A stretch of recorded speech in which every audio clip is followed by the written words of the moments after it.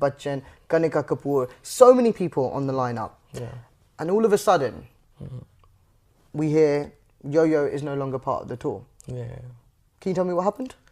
It was a big story, man, and I got disappeared for almost 1.5 years. And it got started 2 months back from this slam tour when I was preparing this television show of mine, Raw Star. Yeah. So I actually signed up for Raw Star just to be there as a judge and just to be the face of it. But you know, whatever I do, I just get so much involved in it. So I got so much involved. I said, no, I have to see what's happening. I have to see what kind of episode we're gonna build up, what's gonna be the concept, what everybody gonna wear, what's gonna be the set. And do you think you were too involved? You're too much involved. And in that time as well, I was traveling too much as well, and I never used to sleep. You know, it's very hard to believe, but in a week I used to be in 5 different countries and 3 different cities at that time. So. Do you regret how much work you took on? Yeah, big time, big time. I was like my doctor used to say, you better you sleep, because having a sleeping disorder thing was going on at that time. I never used to sleep. 3 days, 4 days, no sleep. 2 hours, 3 hours sleep, that's it. Is that because you couldn't sleep or because you were too busy to sleep? I was too much busy as well, and my mind used to work a lot. Right. It used to run a lot. It used to work a lot, always into work, and always into flights, always into touring. So, and after that, we had a big breakdown on my slam tour. When we did 3 shows over there, I signed up for 6 shows. We did 3 shows over there, and after that, a big breakdown happened over there. I said, no man, I can't do it more. I came back to India. Describe how you were feeling. Put aside the sleeplessness. You couldn't sleep, but were you feeling anxiety? Were you a lot of anxiety was there. Lot of psychosis were there. Were you feeling low? Were you feeling not like low, hyper, and I was confused at that time. And when I came back to India, it became worse. What were you confused about? I don't know.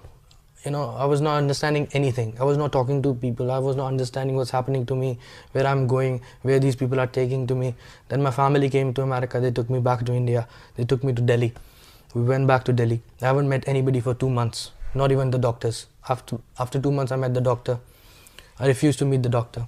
After 2 months, 2 months after coming back? Yeah, after coming back. So we're talking about December time here? Almost December. So, I refused to meet the doctor. I met the doctor. He gave me medicines and all this stuff. I used to get scared of lots of people, lots of things, even through the darkness. Let's just clarify here. We're talking about a bipolar disorder. Yes. Is what you were diagnosed with. Yes, exactly. And at that point, you were completely unaware that I was unaware of this kind of disease, man. What it is, what's happening to me. You know, the guy who can perform in front of 30,000 people, who can roll 30,000 people's mind and blow them up like crazy, is afraid to meet 3 people, 4 people. So I used to lock myself in my house. I never used to step out from my house, leave the house from my room itself.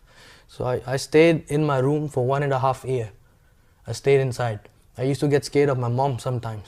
I used to get scared of my dad sometimes. Who were you living with? You were living with your parents? Parents, my and your family, wife? My wife and my sister. They took really good care of mine. And I never used to sleep a lot at that time as well, when I was having a bipolar disorder. But when the 4th doctor came, Dr. Alok Sareen, he said, it's nothing like that. The things are not working on you. The medicines are not working on you. So we have to change the medicine.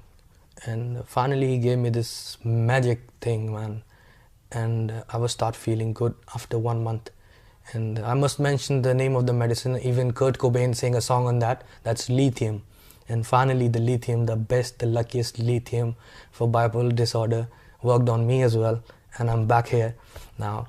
So before we come back to your return, there's another part of your time away that we haven't spoken about, which was that it wasn't just bipolar disorder, was it? You had an alcohol problem as well. Yeah, big time alcohol problem before. Where did that develop from? I mean, because obviously with fame comes a partying lifestyle, comes all of that. Where did the alcohol, when did you realize that it wasn't just the odd drink here and there, it was a problem? I never thought it gonna give such a big problem, the alcohol. But yeah, I was partying a lot and I was drinking from long.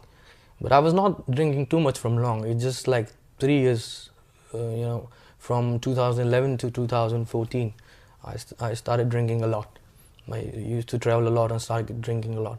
So I think that was I asked the doctor, but the doctor said, this bipolar disorder doesn't have anything related to alcohol, but your sleeping problem got something big relations to this bipolar disorder. So, but it's the scariest thing ever happened to me, man. Scariest thing ever. Did you feel nervous about facing the cameras again and facing the media again? No, no way. Not at all. Not at all. Never. You felt like you were ready to be part of that media circus again? I never prepared myself before as well in front of media. I never prepared or never, you can say, practiced anything before coming to the media, in front of media. I never, कि मैं ये बोलूँगा, मैं वो बोलूँगा. I never. I just always, that's why in media and all over, in India as well, they love me because I'm straight up. But the media is brutal. I don't say that media is brutal, so I knew that they're gonna ask all these rumors and all that stuff. I know they're gonna say that I was in rehab or not. I was not at all in rehab. It was a. They were gonna ask you if you had a drug problem. Yeah, no drug problem at all. So I've answered all of them. They were gonna ask you if you had a fight with Shah Rukh Khan. No, never, man. And the worst one I heard was you had a fight with Deepika Padukone. That's as well. new. That's new. That's new. Deepika was so nice, Yeah. When I was sick, my wife told me that she called us twice to suggest us the two doctors she knew from Bombay. Deepika was so nice at that time when I was sick. So how come this new news came up, man? We are amazed for that.